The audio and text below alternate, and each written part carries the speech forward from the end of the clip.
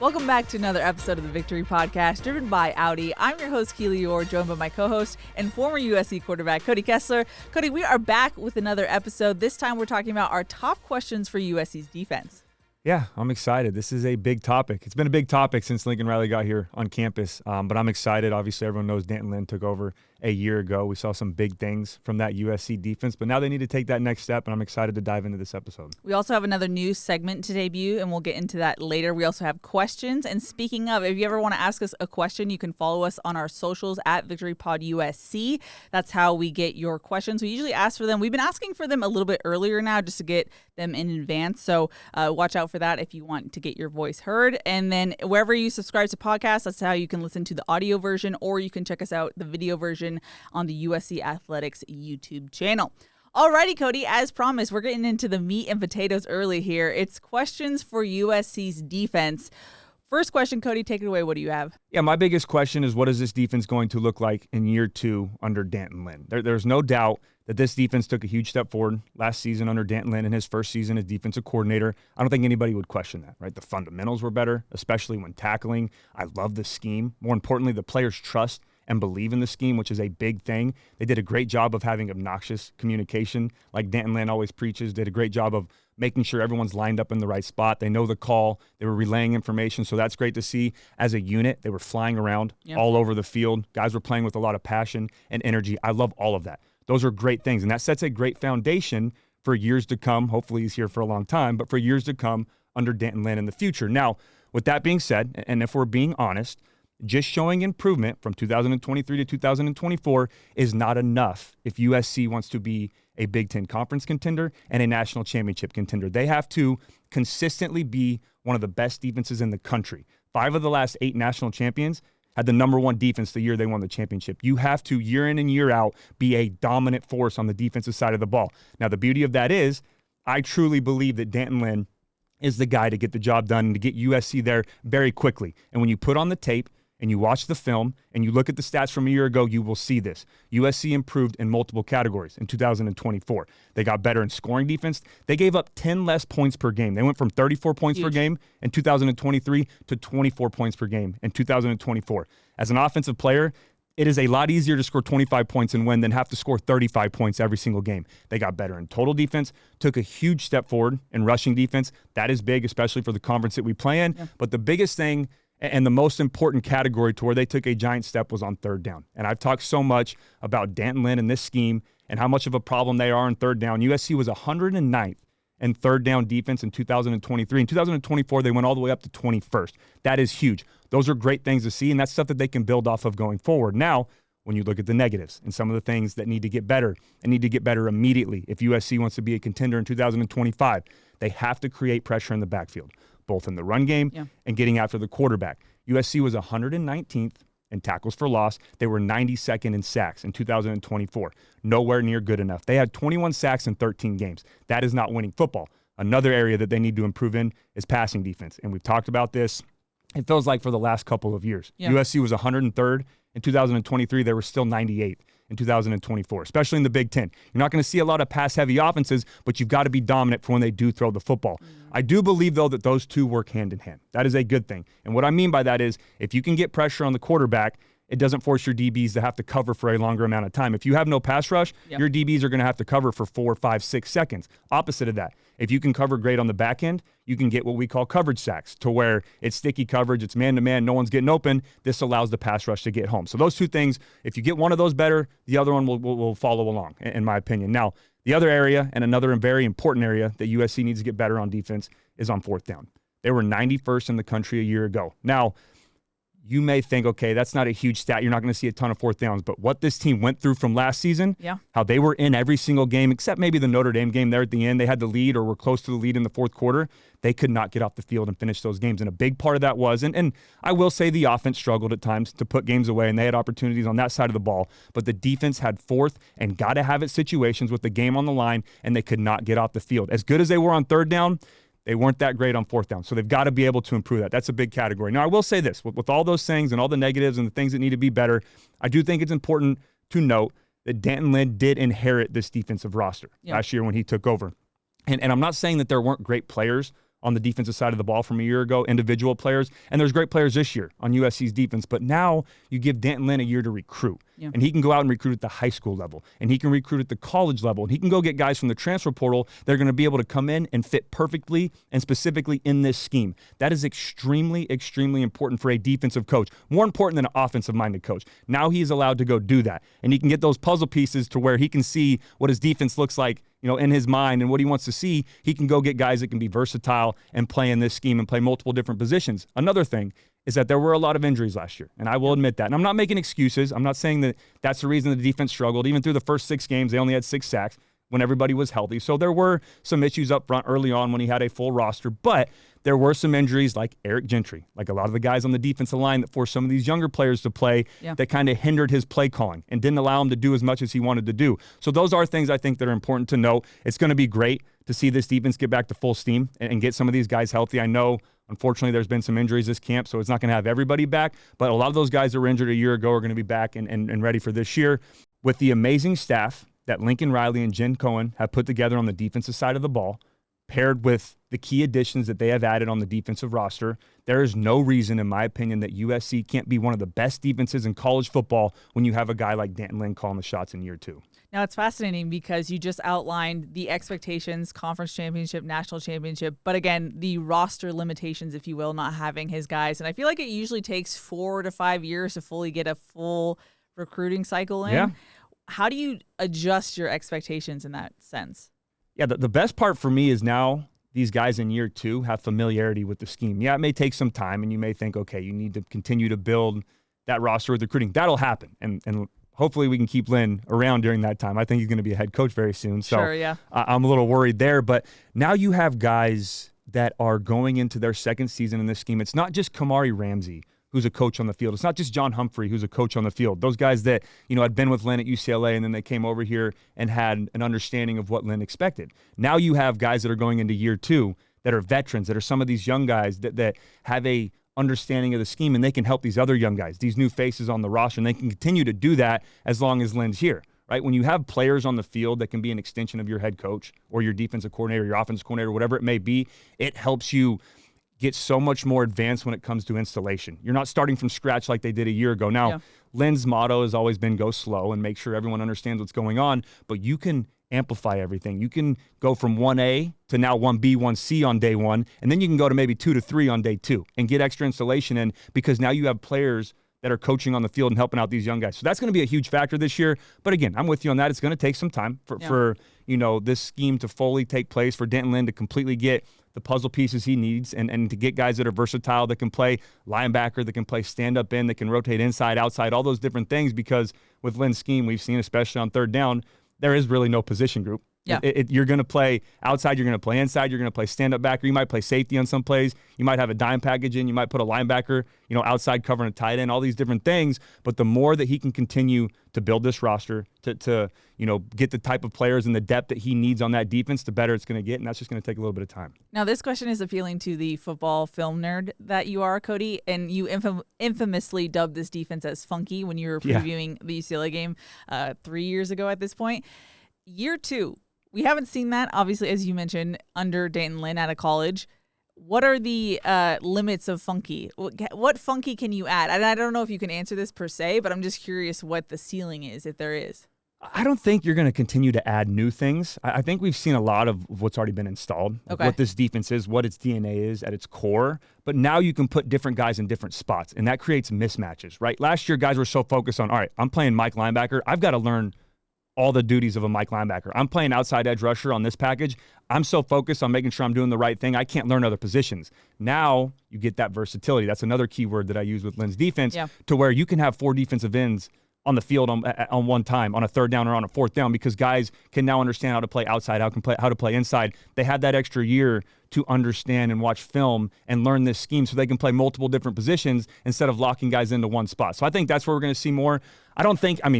He's a mad scientist. He's probably in there drawing up plays as we speak and coming up with different twists and tackle in techniques and all these different things. But at the end of the day, we've seen really what this defense is at its core. I just think we're going to see different personnel groupings this year and let guys play in different spots. So unlocking more of what Lynn has rather than Lynn adding more to what the mad scientist already has. I mean, it's only his third year as a defensive coordinator, mind true. you. I mean, he was a position coach for a couple years, was a DC at UCLA, and then last year was here at USC. So he's only been a defensive coordinator for 2 years.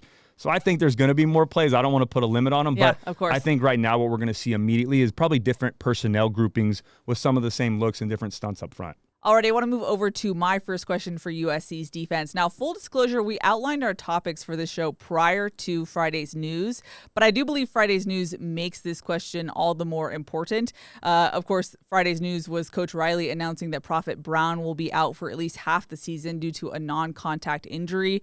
You hate to see that for anyone, but especially a guy who's been here for so long and worked so hard. He started to get a lot of momentum with the coaches this offseason. Just recently, defensive coordinator Danton Lynn said that he's one of the guys we trust most on the defense. So you just hate to see it. Obviously, we wish him well, but those non-contact injuries are always scary to hear about. So definitely wishing him the best. But as far as what this means in a football sense, it definitely is dire for USC's cornerback depth and experience.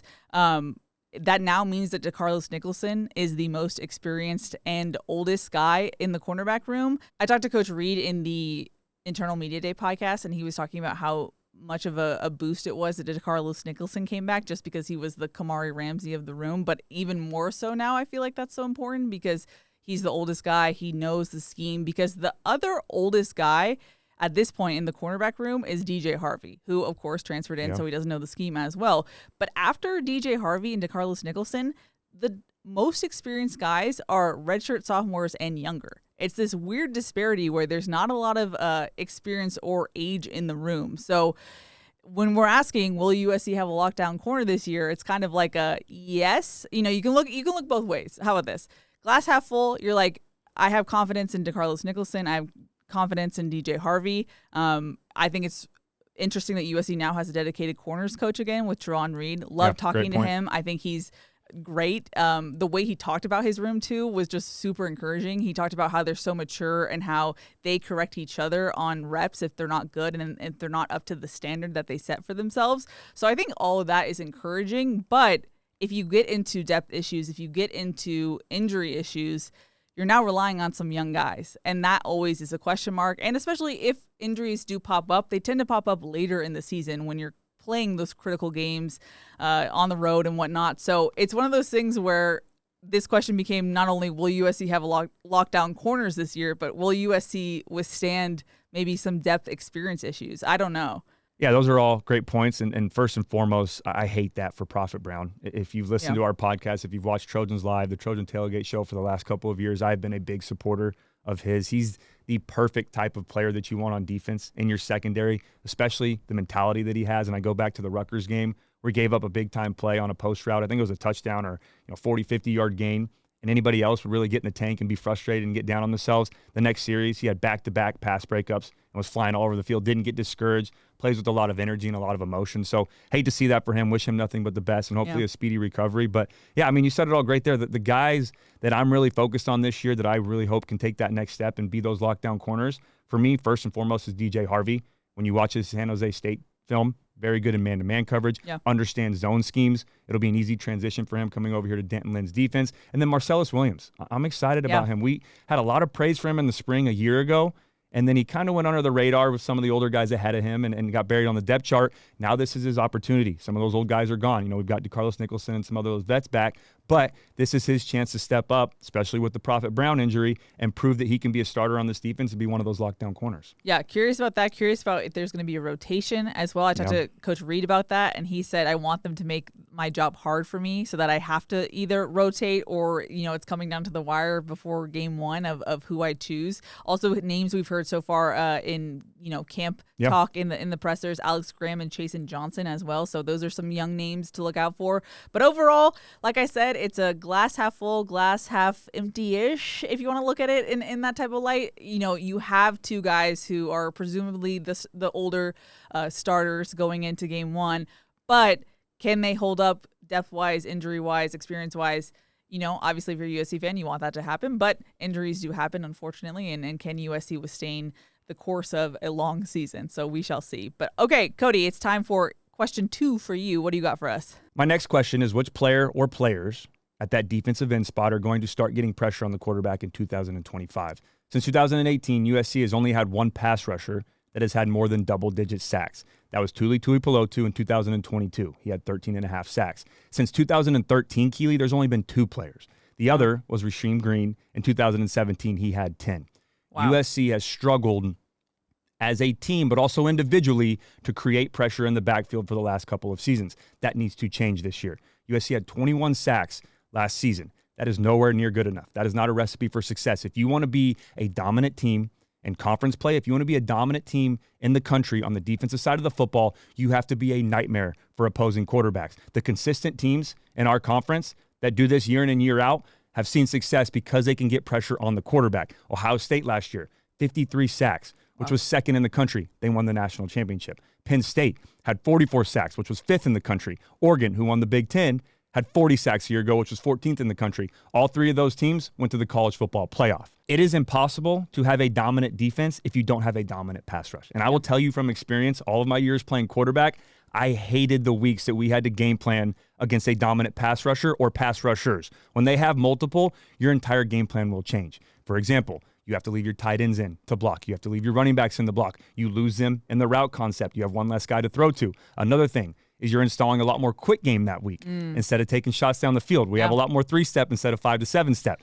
And you got to get the ball out quick so you lose that capability of those explosive plays. And then the last thing is that internal clock in your head. Yeah. It will get a little bit quicker. You can't go 1 to 2 to 3 to 4 to check down to scramble drill. You're 1 to 2 to throw away. You're 1 to 2 to take off and run, or else we're creating sack fumbles and we're getting pressure in the backfield. USC needs to get back to that. They need to find guys that can get that job done. Now, the beauty of it is I truly believe that we have guys on this roster that are capable of doing this, both veterans and some of the young guys. 2 guys that I'm really looking forward to taking that next step and being dominant is Anthony Lucas and Braylon Shelby. I have been very high on both of those guys for the last couple of years. They have the potential to be absolute stars in this scheme. It fits perfectly to their play style. The most important thing for them is to continue to develop the right way, understand the scheme, but they've also got to stay healthy. Yeah. I need them to be on the field. Now, I know some of that is, you can't predict that and it's not preventable, but they need to be healthy. If you're not on the field, then you can't have production, right? So I want those guys to stay healthy and continue to develop. Another guy that I'm looking forward to in year 2 is Cameron Fountain.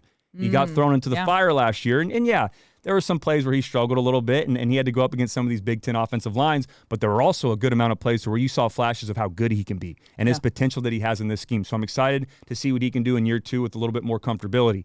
Some of the young guys, I love Jakeem Stewart.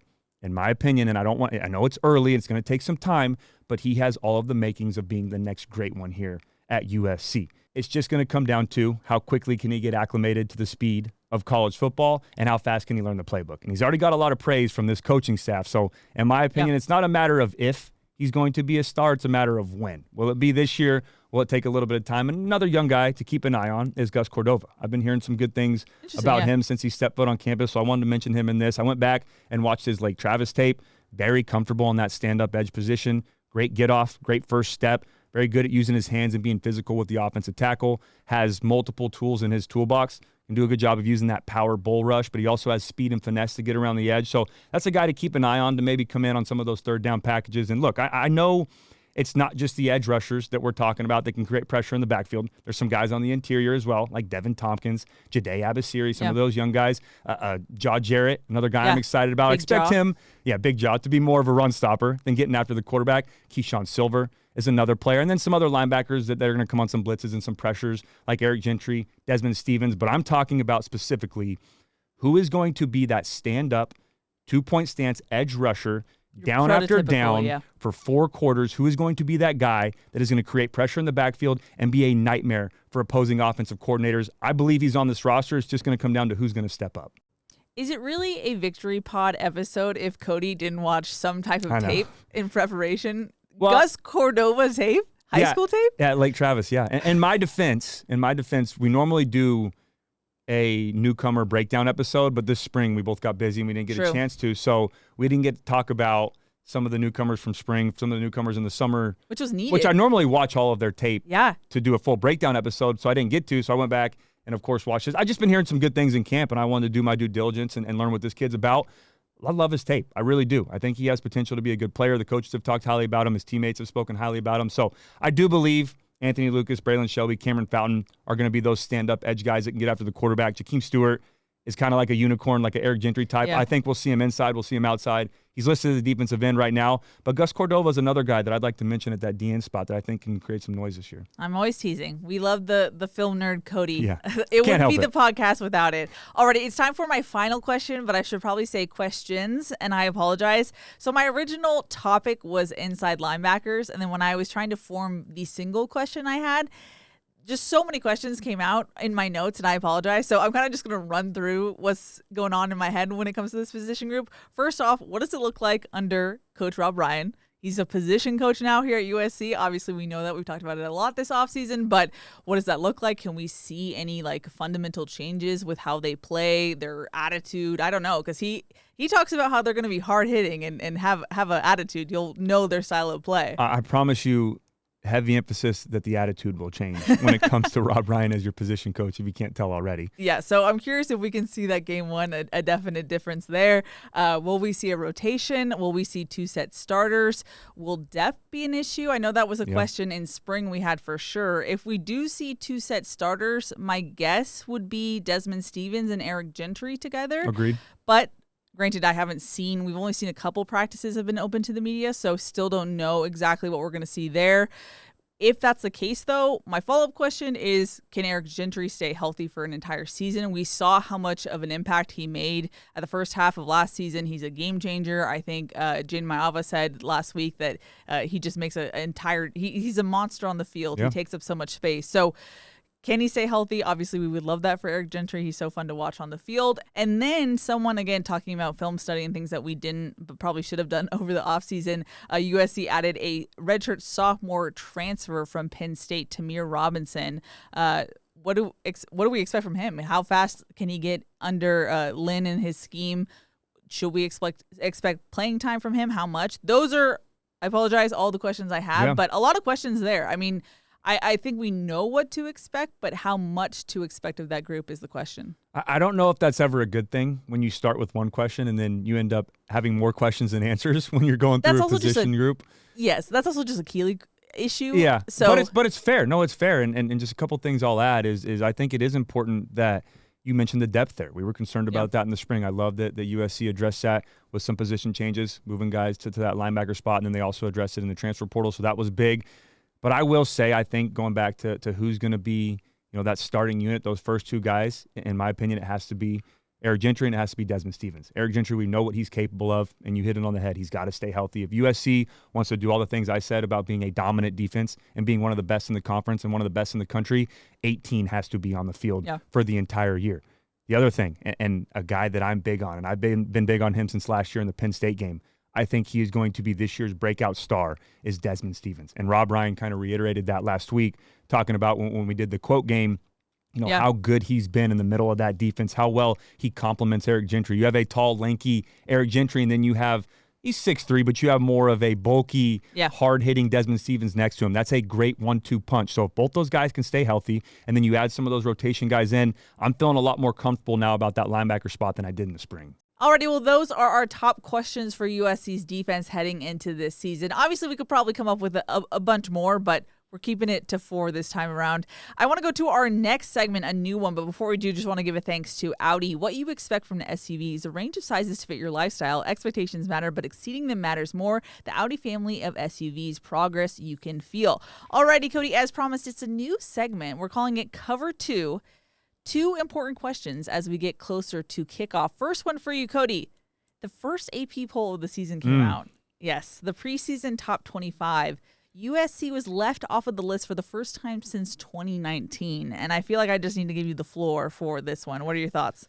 Yeah, my initial reaction was frustration, I'm sure, like a lot of USC fans. But then I took a step back and I really thought about it. And I mean this, I'm not just saying this. I love the fact that USC is not in the top 25. I really do. I mean, this team can now fully embrace that underdog mentality. That's a great place to be in. Now, I will say this, though, before I get into my rant a little bit. I got to preface, there are some concerns out there. There are some narratives about this USC football team that does have some credibility to them. If we're being honest, there are questions about, can this team finish games? Can they find a way to win those fourth quarter games? Is Jaden Maiava the answer? at quarterback? Can he be that next great one to get Lincoln Riley's offense back to being what we're accustomed to seeing and being one of the best offenses in the entire country? Can the offense and defensive line find more depth and be dominant and control the trenches in the Big Ten week in and week out? Those are all valid questions. Also, the reality of it is this team has won, or USC has won, 13 combined games in the last 2 years in the regular season. They're 13-11, not counting bowl games in the last 2 years. That is all reality. And I do think that played a big factor in them being left out of the top 25. Now, should a team be judged in a preseason poll on what they've done in the past? No, I don't think so. I believe that you should focus on what they have on that roster and the capability that they have going forward. But I do believe that those things played a factor in USC not being in the top 25. With that being said, though, do I truly believe that the USC Trojans are not one of the best 25 teams in college football right now with the talent that they have on this roster and the all-star coaching staff that they have?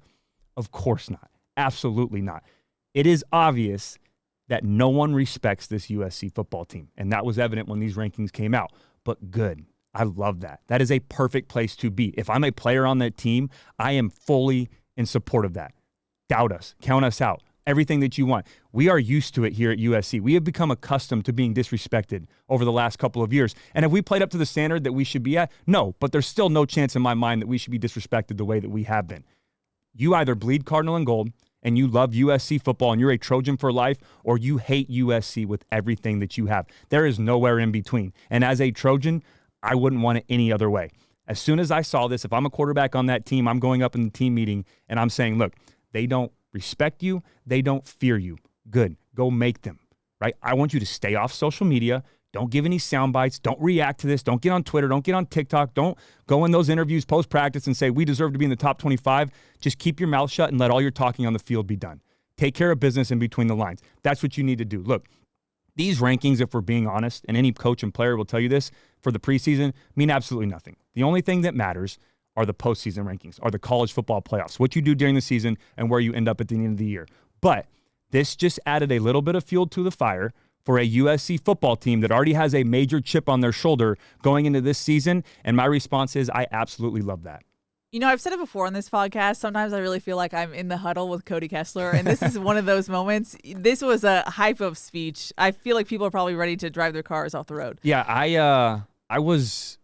I sat back. Like I said, that really happened. Like I first saw it and I felt the disrespect, the frustration. I felt like there were teams on that top 25 list that USC is better than. And I know we've got to prove all that. But the more I thought about it, and it was pretty immediate after that initial reaction, I was like, good. I love this. I want this. There's no better place to be than being the underdog, really. I mean, think about the story and the motivation and Lincoln Riley using this. I don't know how much he will, but talking to his team and saying, hey, look, they don't believe in you. They don't think you can get it done. And you start the season as unranked in the preseason, and then you go win the Big Ten, or you go make the college football playoff, and you put everybody on notice.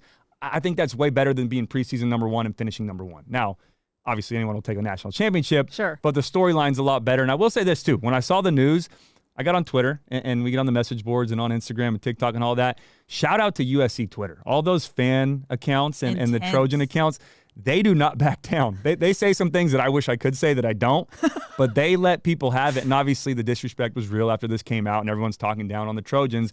But our fan accounts out there, and you know, I'd be here forever if I listed them all by name, but they're going after some of these fans and they get into it. So I get my popcorn ready. It makes for some good entertainment, but what better place to be? We're all together in this. Trojans against the world, our backs up against the wall. The only way to go is forward, and we can fight our way out of it. I can't wait for the inception of those USC Twitter accounts, clipping you talking about the Twitter accounts, and then it's just like... They know who they are. I respond to them on Twitter. I like some of the tweets and all of that. Okay. I can't say what they're saying, but shout out to USC Twitter, man. They go to bat for these boys and for this football team. Okay.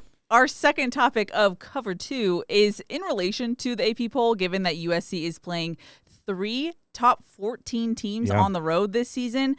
Which game on USC's schedule are you most anticipating this year, Cody? Yeah, I was torn on this at first, looking at the schedule. There's a lot of great matchups this year. Going on the road to play Illinois is going to be a great game. I cannot wait, absolutely cannot wait for that rematch against Michigan, but this time it's at home in the Coliseum. I'm sure a lot of Trojan fans are looking forward to that one. Going on the road to South Bend, Indiana to play Notre Dame, a team that went to the national championship a year ago.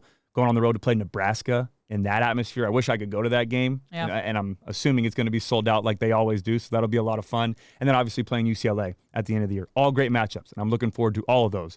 But the game that I am most anticipating, that I circled with a big red Sharpie on the calendar, is November 22nd when USC goes to Autzen Stadium to play the Oregon Ducks, who won the Big Ten championship a year ago. That is going to be a great atmosphere. I cannot wait for that matchup. What a great opportunity for this USC team to turn the corner and make a statement in that game. Now, I know it's a long ways away, and there's a lot of other things that have to happen first for both teams, but hopefully both of those teams are in a position to where there are major implications for the Big Ten conference race, and there's a chance for both teams to go to the Big Ten championship, which I think will create a great atmosphere, and I cannot wait for that matchup on November 22nd. What's interesting is I thought you were going to go the Michigan route.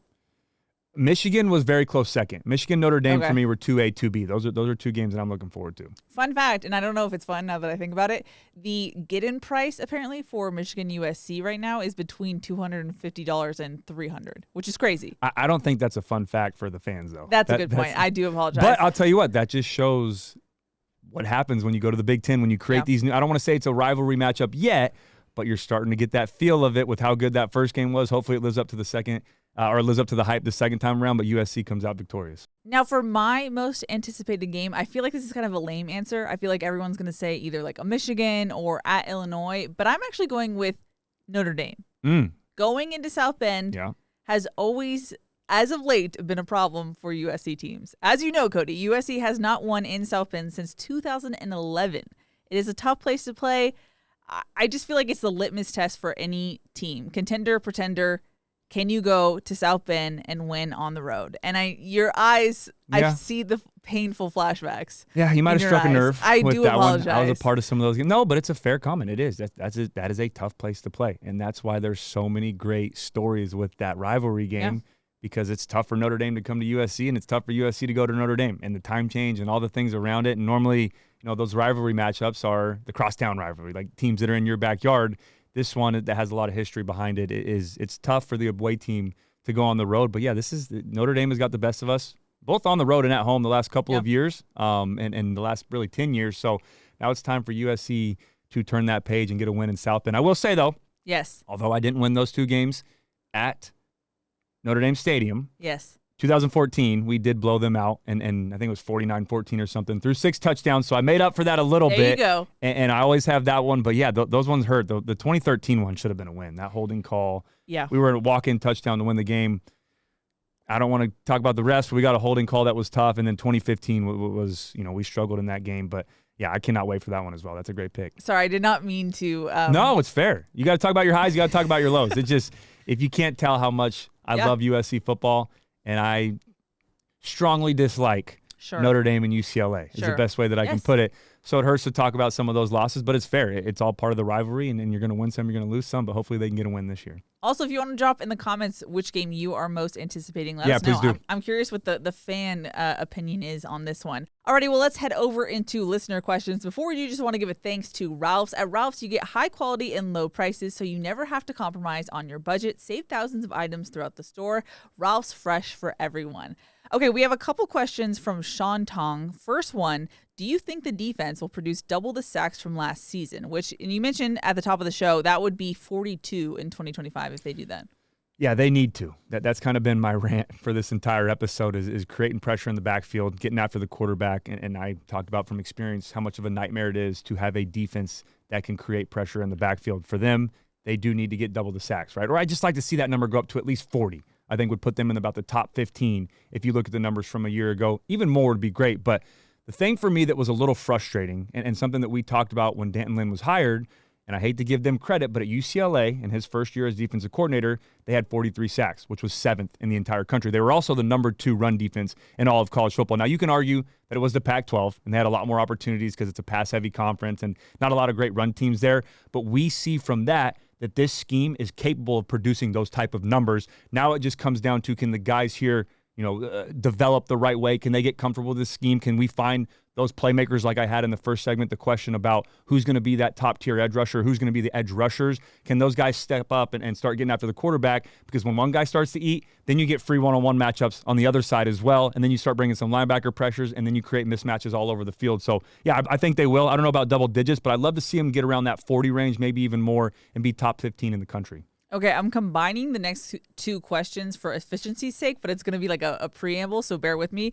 So Sean Tong's second question said, will the running backs average 25-plus rush attempts per game this season? Now, I got the context. For reference, USC's running backs had 313 total rushing attempts last season in 13 games, so that's an average of 24 attempts per game last season. So that's actually kind of a nice over-under question a little bit by Sean Tong, but I'm combining another question as well. It's from SoCal Flow. I'm going to describe it as a threat, but It's a question, I guess. He said, Cody, give me your honest, no BS response. Will Lincoln Riley be pass happy to prove the naysayers wrong, or will he run the ball to win games? Your response will determine whether I continue listening to the pod, lol. So that was our little threat from our friend SoCal Flow.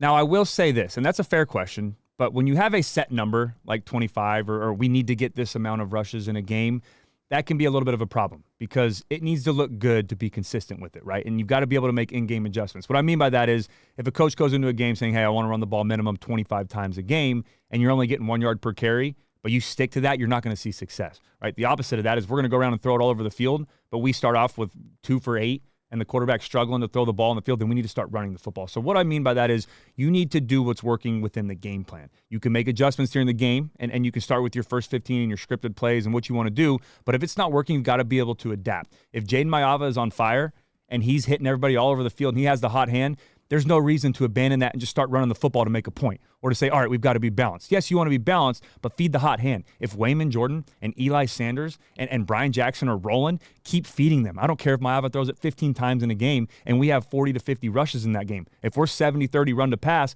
and the running backs are rolling, let's do it. And I'm not saying play conservative, but if we have the lead and some of these teams we play in this conference aren't capable of putting up 35, 40, 50 points, so we don't need to. We just need to control the pace of the game. All of those things are important. But I will say this, when it comes to getting those 25 rushes, if that's the number that we're shooting for, let Maiava be more involved. Let 5 to 7 of those be from Jaden. And then you don't have to get as many to the backs. And then you keep the defense honest and you do some of those zone reads and put an emphasis on him pulling the football and getting around the edge. Those will help open up the defense a little bit. And as a quarterback, there's nothing more important than having a dominant run game. That is your best friend. And when you can be a factor in that, then you have to leave a linebacker in to spy, and that helps you in the pass game. Maiava is capable of doing that. So there's a lot of moving parts with this answer, right? Yes, you can just go out there and say we're going to run it 25 times and stick to that, and you can do that. But if it's not looking great and the first 3 or 4 carries you get -2, 1, no gain, you're not going to say, all right, the point of emphasis this game is to get 25 rushes. We're going to start throwing the football. But if you go out there and you're trying to throw it all over the field and you have an interception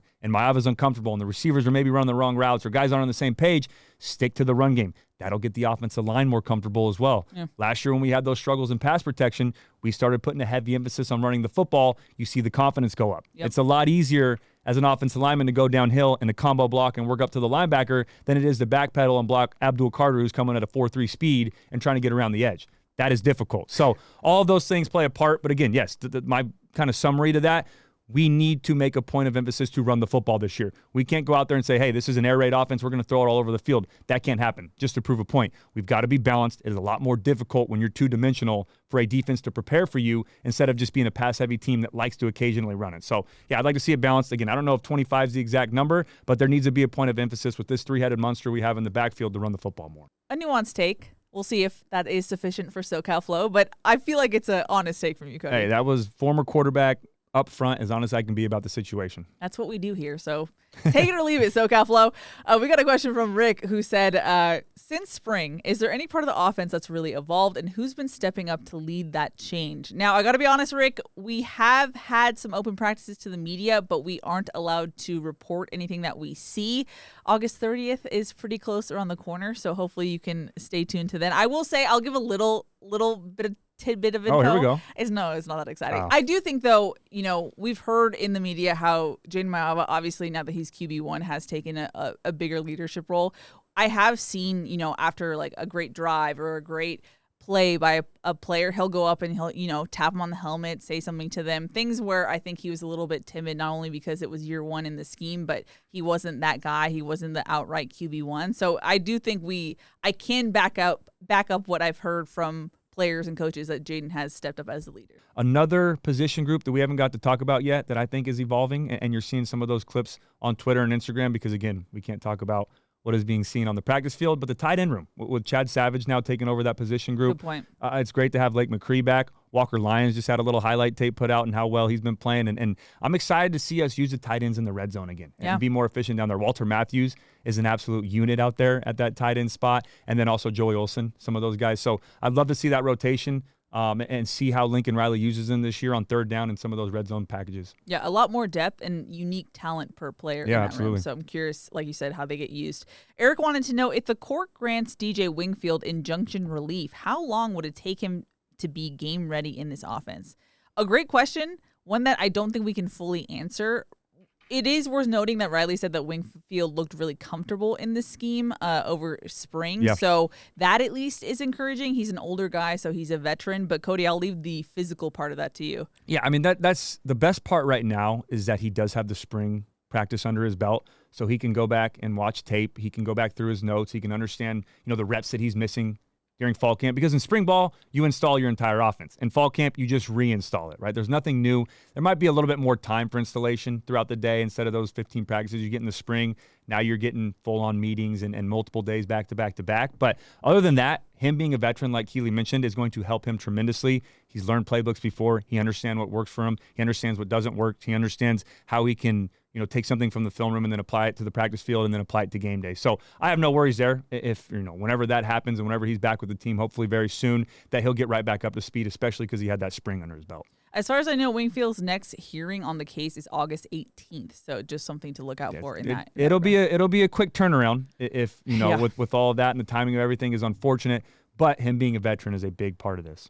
Bush Push 55 said, I know we like to forget about the past defensive regime, but the 2022 team was great at creating takeaways and found success in spite of other shortfalls. Does this team need to get back to that to be successful? If so, how does that happen? Yeah, that's a great point, and that's a great question. That absolutely needs to be a point of emphasis this year. In 2022, USC was one game away from going to the college football playoff. They also led the country in turnover margin. So it's not just takeaways on defense, but it's also protecting the football on offense. They had 28 takeaways and only 7 turnovers the entire year. That was plus 21. That is winning football every single year. I don't care the struggles you have maybe on offense, defense, some of the deficiencies, some of the areas on your roster where you lack. If you can have a plus 21 turnover margin, that will erase a lot of your problems. That's something they need to get back to. And that kind of leads me back to the overall emphasis of this episode, getting pressure on the quarterback. Right. And it's not just interceptions. You can get sack fumbles. You can put them in obvious passing situations to where you pin your ears back and you have 2 great pass rushers. You can create problems for the quarterback, and then you get tips and overthrows and all these different issues. In 2022, USC had 40 sacks, which was 10th in the entire country. They were also 3rd when it came to interceptions. They did a great job of getting their hands on the football, being in the right spot, but getting pressure on the quarterback. It is time this year for them to put it all together. Now, they did struggle in pass defense that year, so it was kind of a boomer bust type of defense, right? And we talked about that bend, don't break, to where they would give up these big pass plays, these big run plays, but then buckle down when they got in the red zone and create turnovers. Yes, that has to happen, but I really want to see this team this year under Denton Lynn, because they absolutely can put it all together. Be great in pass defense. Continue to improve at stopping the run in the Big Ten. Be physical up front. Get pressure on the quarterback. And overall, just be a problem on 3rd and 4th down. Don't give up those big-time plays. Don't let the offense extend drives. If they can do that and Jade Maava can get this offense rolling, then we're going to have a great recipe for success. Cameron wanted to know, has Cody's red dot guys on USC's team changed since the start of fall camp? This kind of goes back to, again, not being able to talk about everything we've seen. But I'm sticking with my main guys so far right now. That may change, Cameron, when we get to week 1 or after we see how that rotation looks at certain position groups. But Maava is a red dot guy, your quarterback. You got Mekhi Lemon, who I think is going to be a stud. Jacoby Lane, who's getting slept on a little bit. And we'll talk about this next week, a little preview for next week's episode. We're going to talk receiver room. And then some of the guys up front, too. I think John Ray Reed has potential to be a red dot guy. He's going to be very important this year for that unit. Elijah Page at left tackle, always an important position. And then the tight ends. Lake McCree's that leading guy, but Walker Lyons is starting to step up. So those are some candidates for that red dot guy. It hasn't changed for me yet when it comes to, the first couple of weeks of fall camp, but stay tuned for that. And for those of you who don't know, a red dot guy, we do this during season, and we may change up the format a little bit, but we're still hopefully going to keep this. Of course. Is when we say red dot, we talk about a coach getting in the film room, and those little cowboys, they would call them, the little button thing. Lasers. The lasers have a little red laser pointer on them, and if they put a red dot on a guy too many times, you would know this guy is an absolute problem for the opposing defense or the opposing offense. He can disrupt the game plan. A guy like Aaron Donald, quarterbacks like Tom Brady, Peyton Manning, those guys that are game changers. So that's what we mean when we're talking about red dot guys. Obviously, Cameron has been listening to the pod for a long time. Yes, an OG for sure. Yeah. We got a question. I believe it's from Jonathan. I apologize. I, for some reason, deleted the name of who said this, but they said, is there an element of fear or nervousness playing in a loud road environment? That's a great question. And I love getting these questions about, something Your perspective, something I can say that maybe the fans want to know that they didn't get to experience. There is until there isn't. And what I mean by that is when you get to the game and you have those away games with the loud atmosphere and the wild stadiums, playing at Notre Dame, playing at Oregon. Utah was another one. That was a very wild stadium. Yeah, that was a lot of fun to play at. When you get to those atmospheres, you notice it more in pregame. You notice it more, kind of when you wake up in the hotel room that morning, you're thinking, oh, I'm playing at Autzen Stadium tonight. I'm playing in South Bend, Indiana. I'm playing in front of Touchdown Jesus. All these different factors that go into those away games. And then when you get to the stadium, it amplifies a little bit and it picks up and you see the crowd rolling in and you see all of the, the music playing and the warm-ups and all of that. But then when the game starts, you don't notice it. You really don't. I mean, there are times as a quarterback that I would probably notice it more so than other position groups because of having to call an audible or change the play or getting the cadence or doing clap or leg or whatever doing that week. That's the only time you really notice it. But when it comes to the noise, you're so in the zone and focused on every single play and what the call is and what the O-line's doing and what the linebackers are doing and making different checks and all that. You don't pay attention to it. So I would say that the nervousness and the anticipation and all that, and maybe a little anxiety is the build-up to the game. But once it starts, outside of having to audible, you really don't notice all the noise. And I feel like that's true for a lot of people that play in those loud stadiums. Interesting. Okay, here's my follow-up question. You know that time period before you come out in uniform for warm-ups? Yeah. It's the, you're having the headphones on, you're kind of walking around, stretching or doing whatever. Yeah. I feel like I don't know. I can't tell if sometimes it's a facade that people are just in the zone and I mean business and I can't hear anything. Are you talking about when they get off the bus? No. There's a yes, but no. Before you put the pads on. Yes. When guys come out to do maybe their quick little, okay, yes. Gotcha. Is that are you actually locked in? Are you kind of pumping yourself up a little bit to be I'm a tough guy? I think there's a lot more hype in that situation. Okay. That's when I would listen to my pump up music. Yeah. Right. So I would go pump up music all the way up until the last song I'd listen to would be kind of a calming gospel song that would just help me take a deep breath and relax. Before that, it is up tempo, pretty much all loud music, right? So those moments, yes, you're getting fired up, you're getting locked in, you're getting all that excitement out of the way. When it comes to kickoff, I guess maybe for quarterbacks, for defensive guys, they're crazy the entire time, right? Yeah, I want my linebacker listening to the craziest music possible right before they go out doing the smelling salts and all those different things they do in the locker room. Not legal anymore in the NFL. Really? Yes. Okay, well, yeah, we never did those. But as a quarterback, I was, pumped up in that moment, and then we would do a pregame warm-up. You're throwing, go out there in pads, still pumped up, dancing to the music, go back in the locker room, put my headphones on, house music, rap, whatever you want to listen to, and then right before we go out, I would listen to a calming gospel song, take a deep breath, say a quick prayer, and then I was locked. That was my zone. I was ready to roll. That was going to be my follow-up. Do they make hype-up country music? Because I was expecting you. I'll tell you what. I'm a big country fan. There was no country on game day. Okay, I can promise you that. I'm glad it was to hear rap that. and house music for the hype-up, and then a quick, a gospel song right before I went out just to take it all in and take a deep breath. Okay. Now, we're kind of already in the fun section, but as promised, last episode, we said we'd save some of the fun questions for this episode. Yeah. This episode's probably going to be longer, so sorry about that for our short episode fans. Bush Push 55 said, what was Cody's summer shred plan? Now, you have opened the curtain a little bit of what this was like, and it sounds terrifying. I forgot that he asked this last week. How much time do we have? Yeah, this would be a whole episode by itself. So for those of you who don't know, I went on a pretty intense fitness, eating, whatever you want to call it, journey this offseason. I'll give you the quick version. So basically, after my son was born, I did a little bit, and leading up to that, I was doing a little bit of a bulk. So there you have, maintenance calories. If you're on a bulk, you're eating in a surplus. If you're on a cut, then you're eating in a deficit, right? Whatever your maintenance calories are. So I was eating in a slight bulk during that time and just had a newborn, so I was eating whatever.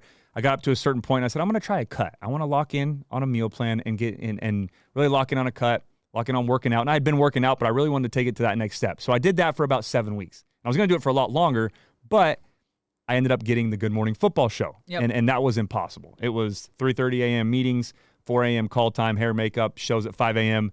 I was eating basically on a reverse schedule, eating dinner for breakfast. Like, it was wild. It was crazy. Wild. So Wow. after 7 weeks, I stopped, but I started to see some of the results. Okay. And I mean, during the 7 weeks, I ate exactly the same thing every single day. Was just trying it out, working out 6 days a week, Monday through Saturday, and then Sunday was a rest, yoga recovery day. So I felt like, okay, I kind of like this. I'm going to re-bulk again once Good Morning Football got done. And I did a little bit of a dirty bulk, so that means eating unhealthy, Okay. fast food, whatever I can, trying to eat in an extreme caloric surplus so that I could get my weight up. So I wouldn't recommend that, first to start out, because you're going to add more fat than you want to, but you're also going to lose it when you go into a deficit. So basically I did a heavy surplus and a heavy bulk, got to 220, and I was like, all right, I'm going to go 60 days straight. I'm going to lock in. I already started to see some of the progress last time. I want to see what it really looks like if I do it fully. And people, when I say I locked in and I ate the same thing every day, I ate the same exact thing, same ingredients, cooked it, made it the same way for breakfast, snack, lunch, snack, and dinner. That's what I would do. The exact same thing, the exact same portions. I got one of those little measuring scale things that measured fluid ounces, grams, ounces, all of that. And I would measure my portions, to a T, to an exact. I believe you. Every single day. And I worked out 6 days a week, right? I would go push, pull legs, and then I would do a recovery day on Sunday for 60 days straight. Didn't miss a day. I was making sure I was getting my water, hydrating, over 120 ounces. And the only supplement I was taking was protein, and I took some creatine as well. Daily creatine, which is amazing if you want to try it. It was difficult, but I will say this, and I thought the physical benefits were going to be the best. And don't get me wrong, it's great to see, progress, I'm working hard, it's paying off. But the mental benefits were way better than I could ever imagine. Just you felt so much clarity, and I woke up just like jumped out of bed, wide awake. When you eat healthy, like you don't feel, when you eat bad the night before, you're groggy and you're sluggish, jumped out of bed, ready to go. And I don't do caffeine. I would only do these element packets in the morning, so it was, That's not even, that's just like hydration packets. I guess they say the electrolytes will spark. Yeah, sure. Maybe it's a placebo thing. But anyways, that's all I did. So I did that for 60 days, and then I posted on Instagram, and I wasn't going to. And my wife, sure enough, was like, no, that's cool. Like, it'll inspire some people. Maybe people want to see that and do that. And so I ended up posting it, and I got a lot of people, what'd you do? What'd you eat? And then I'm like, am I a fitness influencer now? Like, what's going on? But it was tough. I will say this, though. It was harder in the beginning than it was. Like, the first 2 weeks or the first week and a half were the hardest for me. The last 6, I got in cruise control. Okay. Because at first you're like, you have to fight the urge. I stopped craving sweets and fast food. Once I got locked in, I started craving like what I was eating for dinner. And it was the same thing every day, and you think you'd get tired of it, but I couldn't wait until I would get my dinner or get my snack or lunch. And it was tough, but it was definitely worth it. Okay, I gotta ask. Was it the same meal for every meal, or like the same breakfast? No, it was breakfast was yogurt, strawberries, granola, peanut butter. Snack was chicken. Okay, so potato, like bell pepper, like the same exact ingredients, same exact meal every single day. Sure, I thought you meant like for breakfast you were eating chicken, broccoli, and rice, and then for lunch chicken, broccoli, and rice. No. I was that's what I thought the whole time. No, I was breakfast, like, you are a psychopath. Breakfast was this. Snack was this. Got it. Lunch was, okay. ground That's a little turkey. bit more manageable. No. A little bit more. Yeah, but it was the same thing every day. No, not every meal, every day. Okay, but I was worried for you. I'm telling you, if you want to do it, reach out on Instagram too if you want some advice. I got some apps that you can use. We're not sponsored on the show by them, so I'm not going to give them free publicity, but they are, we got other great sponsors that we love on this show. But if you want some help, if you want advice, I've had a lot of people reach out after I post on Instagram. It is definitely worth it. It's not easy, but it's addicting once you start getting into that lifestyle. So I'm sure. Again, I know work and your schedule and everything is crazy, so it's tough, and sleep, and it's tough to keep that up. I just had the off season, and for broadcasting, we don't do a whole lot in the off season, maybe a couple shows here and there. So I had time to do it. And my wife's amazing with our newborn, so I locked in. But yeah, I'm bush push. If you need more advice, let me know, man. I'm a full fitness guy now. Fitness influencer, Cody Kessler. Okay, we have one last question, and ironically, it's from Jonathan, and he wanted to know, what was the best off-season meal you both had? Oh, I would have to say yogurt. Yeah, and then I'm just kidding. none of my stuff. That was all like healthy foods. Like you had to look at, I downloaded an app so you'd scan the barcode and track every macro on there, right? Because I ate the same exact protein, same exact carbs, and same exact fat every single day too. Like it was all. But that makes your life so much easier. It does. You don't have to But that's why I didn't change on my meals. That's what I'm because saying. you find out, okay, what's your caloric? This is my maintenance calories is 3,000. I want to be in a 500 surplus, so I'm gonna eat 2,500. you got to do the math and find out what equals 2,500, but I've also got to equal 200 grams of protein, 70 grams of fat, and 215 grams of carbs also. It's tough to find different things that fit that. I found a meal plan that worked and hit those macros and the calories every single day. So I said, you know what, screw it. I'm just going to lock in on this and eat the same thing every day. But probably the best meal, honestly, is I remember after I did the 60 days, the day after, I have two places that I love. So I'm going to give you two. Beach Hut Deli. Okay. And I always get a sandwich from there. Yeah. Unbelievable. And then there's a place called Great Mex, which is a Mexican place. Also mentioned on the show, yeah. Yeah, I've mentioned that before. That next day, there's another breakfast burrito place, Trow, which is over by us in Irvine, which is unbelievable. Also, they have these breakfast burritos. That's what I ate that day, my first day after my cut. So all three of those meals were amazing. They were absolutely amazing. I did feel a little guilty, though, which was weird. I didn't enjoy them as much as I thought I would. Did your stomach, react differently? No. Interesting. I thought I was actually, I thought I would be, too full and sluggish, but I felt fine. I felt fine. I'm telling you, you feel, while you're in this cut and you're doing that, yes, it's crazy, but you feel amazing. The mental and physical benefits are unbelievable. It is unbelievable. And it's cool to see it in real time happening, but again, it's not easy, and I understand schedules get in the way. So I'm not saying, hey, everybody do it, I did it, but if you want advice, let me know, man. It's definitely worth it. And to wrap us up, my best off-season meal was in a place called Orvieto. I think that's how you say it. It's an hour outside of Rome. I traveled a lot this off-season, which is partially why we didn't have a lot of off-season podcasts. I apologize. That's my fault. Cody was very much willing to do it, so props to him, not to me. Anyway, this meal, our tour guide was from this place, so when we went there, she knew everyone, and there was this hole-in-the-wall, obviously Italian restaurant, and she knew the head chef because she went to elementary school with him or whatever, and so she had surprised us with this multi-course meal from this chef at this restaurant, but they knew I was gluten-free, so they went ahead and made gluten-free stuff. And because Italy is land of the amazing carbs and the gluten, but I can't really partake, so they went ahead and made it gluten-free, and it was really great. And I had they had aged balsamic vinegar. I had 65-year-old balsamic vinegar, which was really great, actually. So mine, you just put mine to shame. Look at Keely flexing on us. No.